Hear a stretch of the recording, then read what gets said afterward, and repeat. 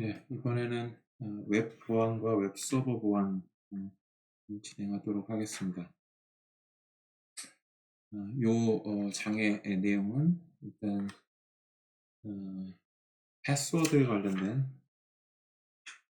사용자 인증하고 관련된 내용, 패스워드나 공인 인증서, 그다음에 생체 인증 방법과 같은 사용자 인증 수단을 살펴보는 내용이 첫 번째 내용이 되겠고요.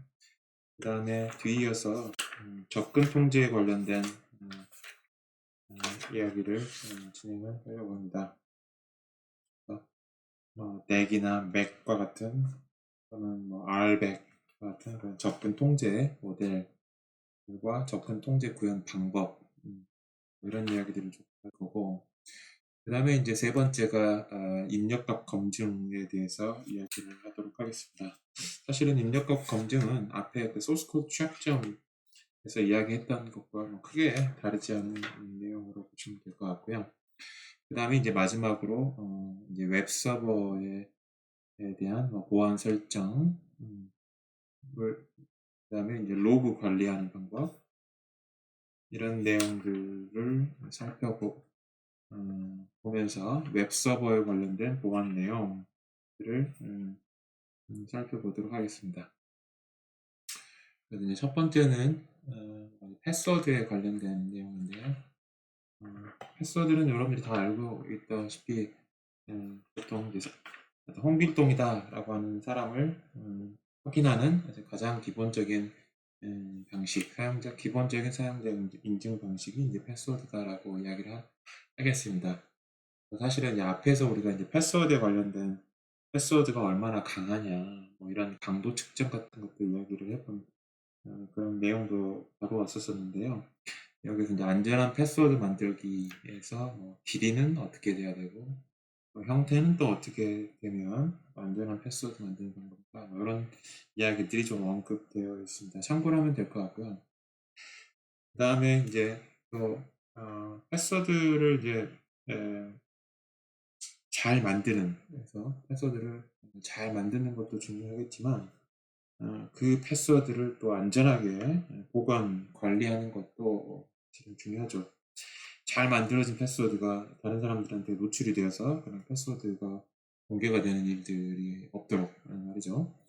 그래서 이제 간단한 실습 9-1에서 패스워드 관리하기라고 하는 간단한 방법에 대해서 이제 이야기가 나왔습니다. 특별한 건 아니고요.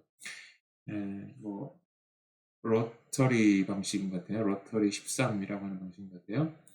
이제 어떤 이야기인가 하면은 영어 알파벳이 있지 않겠습니까? A부터 Z까지. 그러면 그래서 13이면은 13글자씩 밀어가지고 A면 A에 해당하는 13번째 다음 글자를 A를 그 글자로 매핑을 시키는 거죠. 13번째 그 다음 글자. 그다음 B라고 하면 또 B에 또 13번째 다음 글자 매핑. 그다음에 이렇게 하다 보면은 넘어가는 경우가 있겠죠. 그런 경우는 또 이제 다시 앞으로 돌아와가지고 선택을 하는 식의 방법으로 주어진 어떤 알파벳 단어를 13글자씩 밀어가지고 암호로 만드는 방법이 이제 로터리 13 방식이고 가장 기초적인 방식이죠.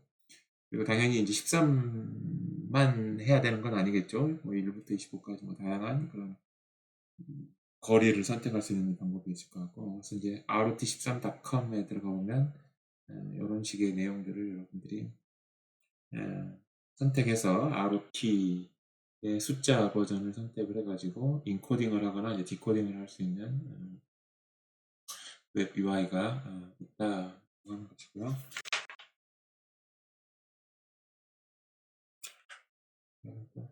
나오진 않았네요. 또. 결과가 나오진 않았네요. 들어가서 한번 해볼까요? 이런 거죠.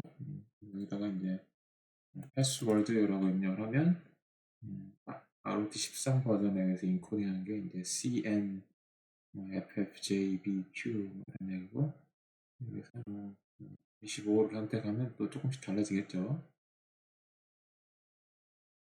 얘기를 해볼까요? P 다음에 이제 Q고, A 다음에 B고, S 다음에 T고, 그런 것들이 좀 나와 있는 걸 알 수가 있겠습니다. 요게, 요렇게 이제 어쨌든, 요게 이제 실제 어떤 패스워드가 되겠죠? 잘 작성된 패스워드는 아니지만, 그 패스워드를 그냥 텍스트 파일 같은 데나 메모를 해놓으면 이게 그대로 드러날 수 있으니까 내가 알고 있는 어떤 숫자만큼 좀 변형을 적용을 해가지고 그 변형된 거를 기록을 해놓자 이런 아이디어를 이야기를 하고 있습니다. 그렇고요.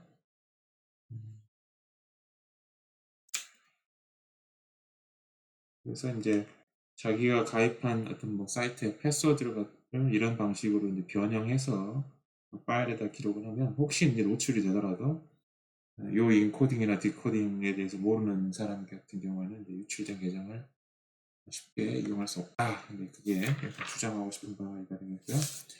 그 다음에 이제 그 패스워드를 보관하는 파일들을 또 이제 암호화 하면 좋겠다라는 이야기죠. 암호화를 해서 안전하게 패스워드를 관리하자 그런 이야기인 것이죠.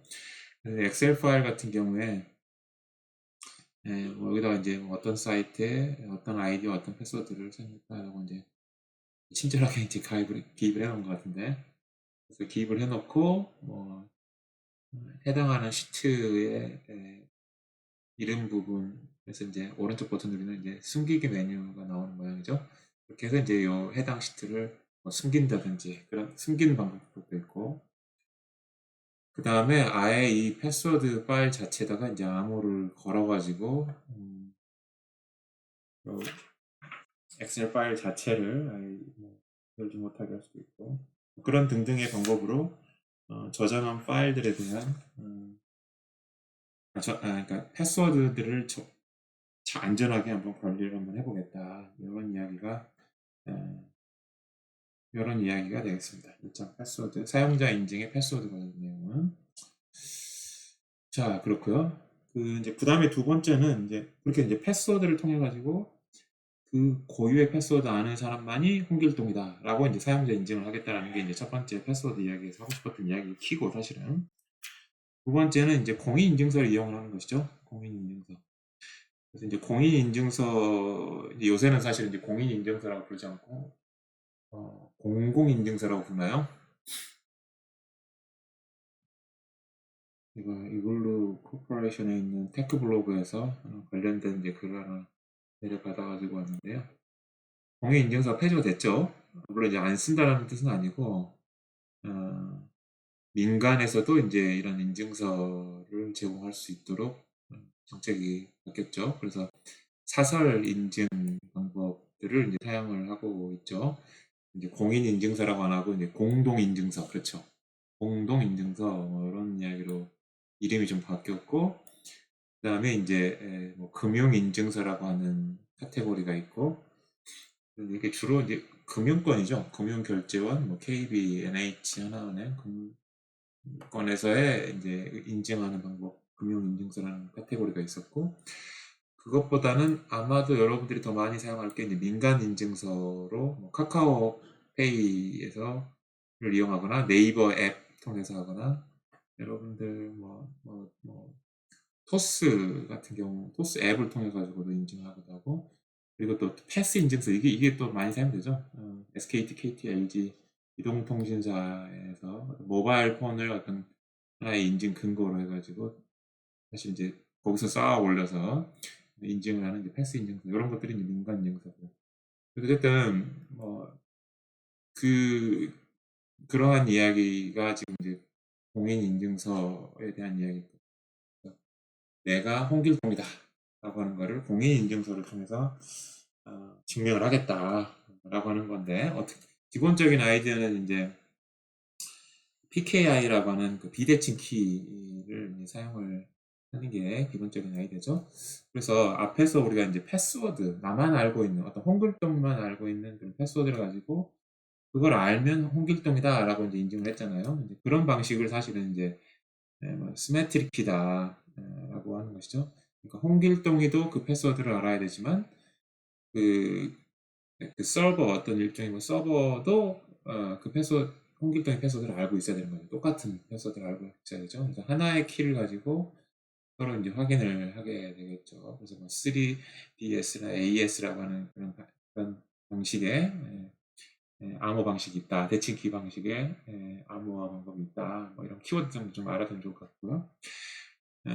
그런데 이제 또 다른 방식의 이제 암호화 방법은 이제 비대칭키라고 하는 암호화 방법이 있죠. 이제 RSA라고 하는 이제 알고리즘, 대표적인 이제 알고리즘이겠는데, 여기는 이제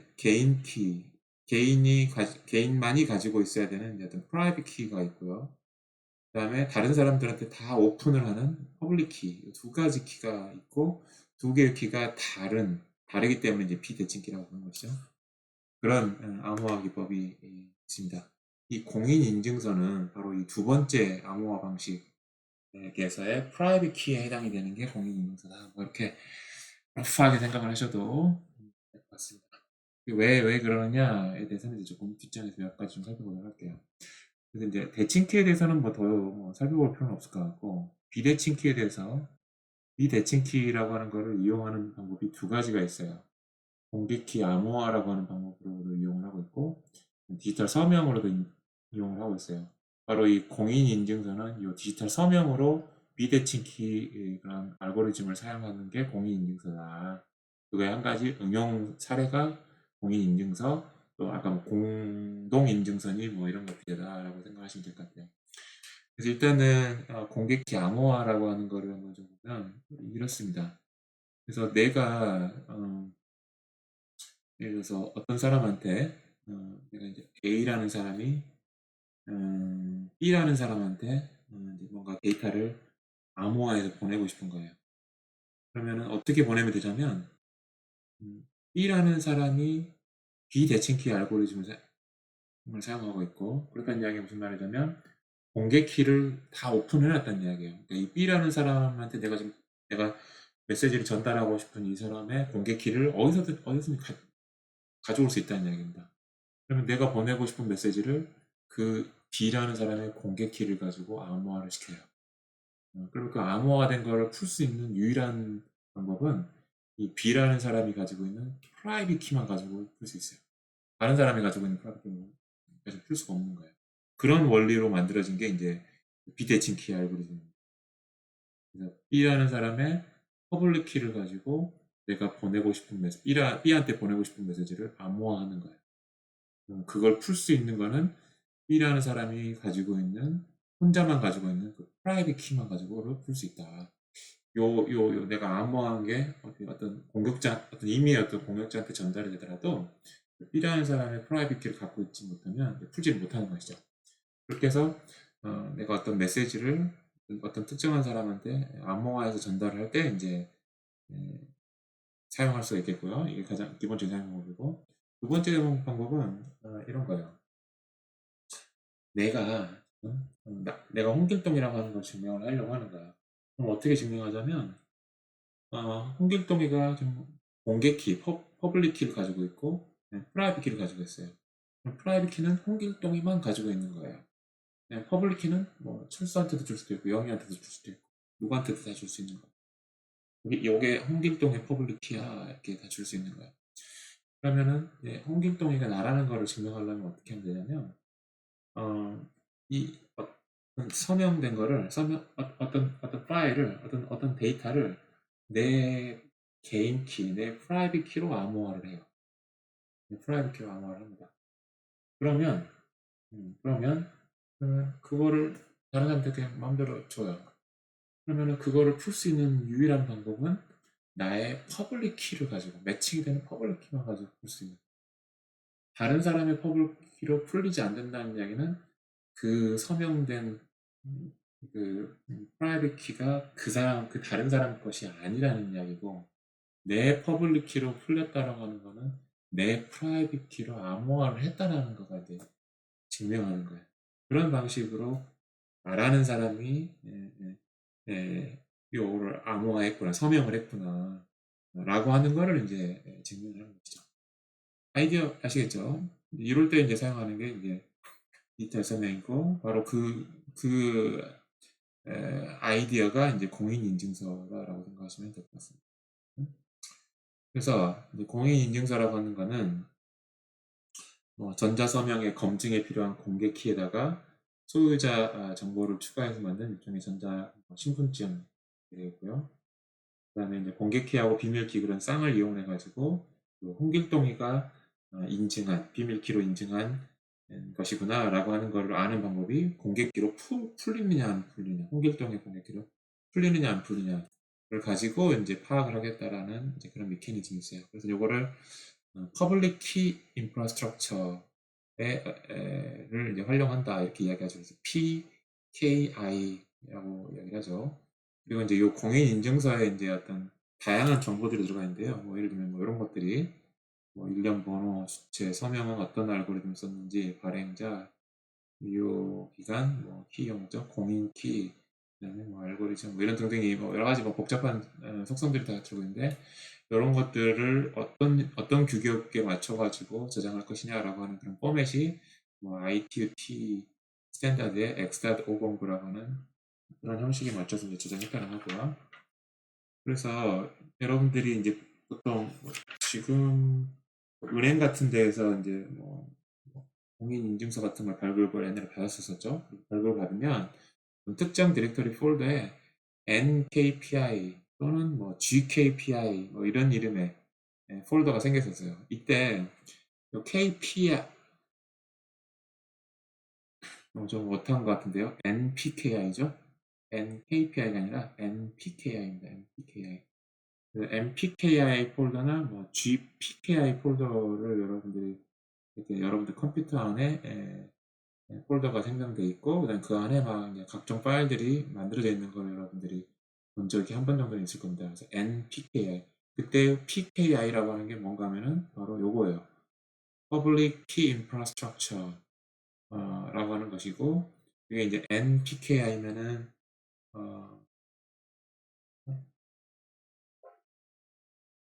이게 검색을 한번 해보시면 NPKI는 이제 공인인증기관이 T사에서의 정보통신부사나 한국정보보호진흥원을 최상위 인증기관으로 한 PKI 프레임워크, PKI의 어떤 응용 버전이 이제 NPKI라고 하고요. 뭐 금융, 증권, 무역 뭐 이런 데 사용을 했었었다 뭐 이렇게 나오고 당연히 PKI의 애플리케이션이고 그다음 GPKI라고 하는 거는 Government PKI군요. N이 National PKI의 약자였었네요. GPKI는 뭐 행정자치부 산하의 뭐 정부 전산 관리소에서 전자관리를 발행했다. 뭐 이제 여기 조금 지금은 2015년도 지금 블로그인 거 보니까 조금 달라졌을 수는 있었을 것 같은데 어쨌든 이야기하고 싶은 거는 둘을 다 기본적으로 Public Key Infrastructure라고 하는 비대칭 알고리즘을 사용한 그런 나름대로의 이제 응용 방법이 NPKI, GPKI다라고 하는 거를 이제 이야기를 드리고 싶었고요. 그래서 이제 그 이름을 딴 이제 폴더가 이제 하나 생기죠. 공인인증서를 발급을 받으면 뭐 예스 사인에서 이제 발급한 공인인증서 폴더의 뭐 이그젠플 하나 같은데요. 거기를 이제 들여다보면은 뭐 DER 뭐 이런 파일 같은 것들이 이제 되어 있습니다. 거기 안에 뭐 프라이빗 키나 이제 퍼블릭 키 이런 것들이 이제 들어가 있는 것이죠.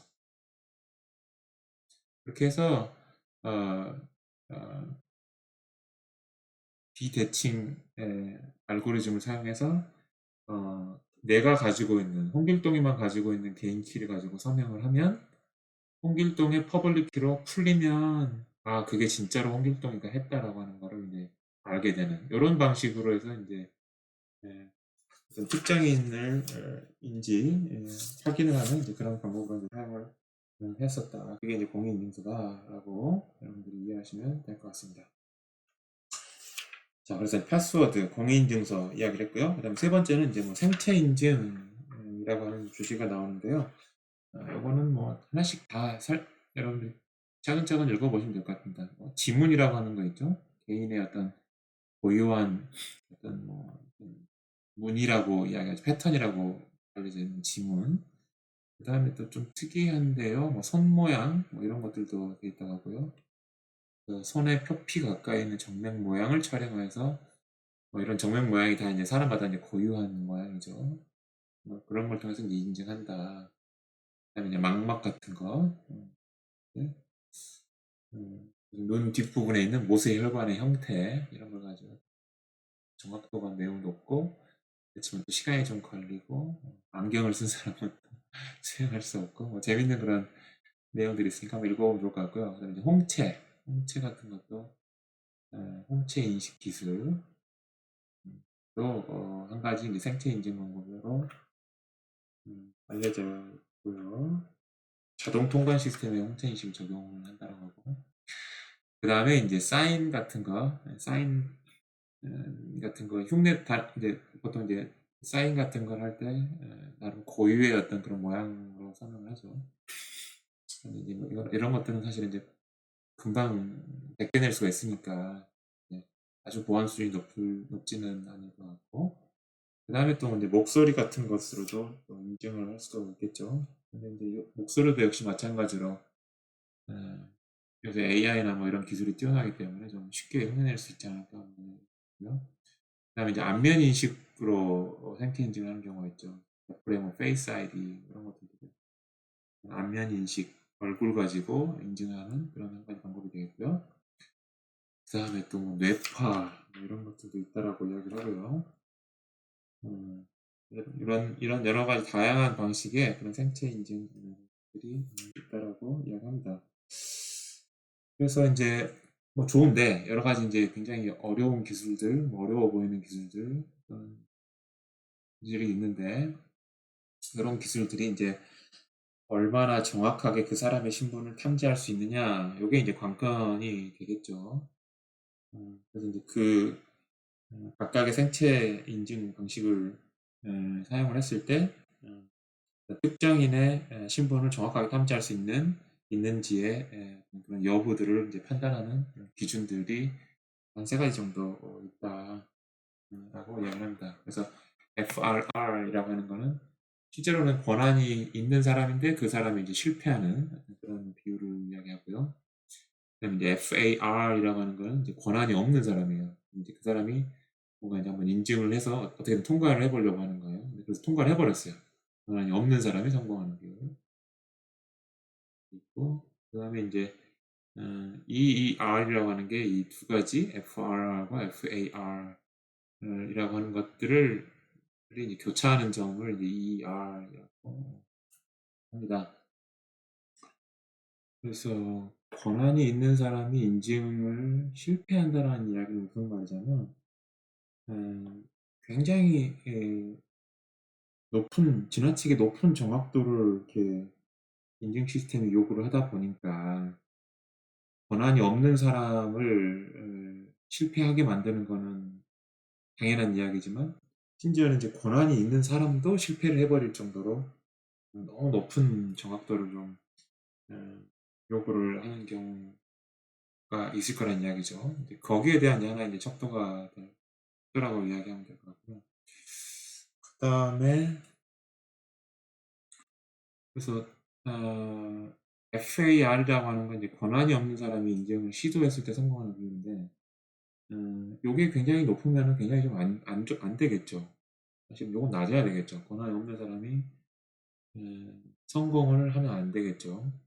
사실은 권한이 있는 사람이 좀 조금 실패를 한 10번 정도 하다가 한 두어 번 정도 뭐 실패를 하는 거는 크게 문제는 없을 수도 있을 것 같아요. 다시 하면 되니까. 다시 하면 몇 번 더 하면 아마 성공을 할 것 같으니까, 권한이 있는 사람 같은 경우는. 근데 권한이 없는 사람이 이제 인증을 시도했을 때 성공하는 비율이 높으면 이거는 더 문제가 되겠죠. 이 말은 무슨 말이냐면 아무나 어떤 인증 시스템을 통과할 수도 있다. 뭐 이런 이야기잖아요. 그러니까 FAR은 사실 이제 FAR이 높은 것은 이제 굉장히 좀 심각한 그런 문제가 수가 있는 것이죠. 그래서 전체적으로 FAR이라고 하는 그 곡선과 또 FAR이라고 하는 곡선하고 그다음에 이제 FRR이라고 하는 곡선을 그렸을 때 그 두 개 만나는 지점을 이제 ER이라고 하는데 이 ER이라고 하는 거가 좀 낮을수록 이제 어, 괜찮은 생체 인증 방식이다. 이렇게 이야기를 합니다. 그 말인즉슨 여기 이제 X 그래프가 이제 인증에서 인증 시스템에서 요구하는 이제 정확도라고 하면요. 정확도가 그냥 낮으면 느슨하면 정확도를 낮은 정확도를 요구하는 인증 시스템이라고 하면 많은 사람들이 그냥 권한이 없는 사람들이 그냥 통과해 버릴 수도 있을 거겠죠. 그렇다면 FAR이 높아지겠죠. 정확도가 낮은 정도로만 인증 시스템에서 요구한다면 권한이 없는 사람이 통과할 가능성이 높기 때문에 FAR이 높아지겠죠. 정확도를 높이면은 당연히 이제 권한이 없는 사람이 인증을 시도했을 때 성공할 가능성이 낮아지겠죠. 이런 그래프로 이제 그린다고 생각하면 될 것 같고요. 그 다음에 정확도를 너무 높이다 보면은 권한이 있는 사람도 인증을 시도했을 때 실패하는 비율이 오류율입니다. 오류율이 높아지겠죠. 그죠? 정확도를 좀 낮추면 권한이 있는 사람이 인증을 시도했을 때 실패하는 비율이 낮아지겠죠. 그렇죠?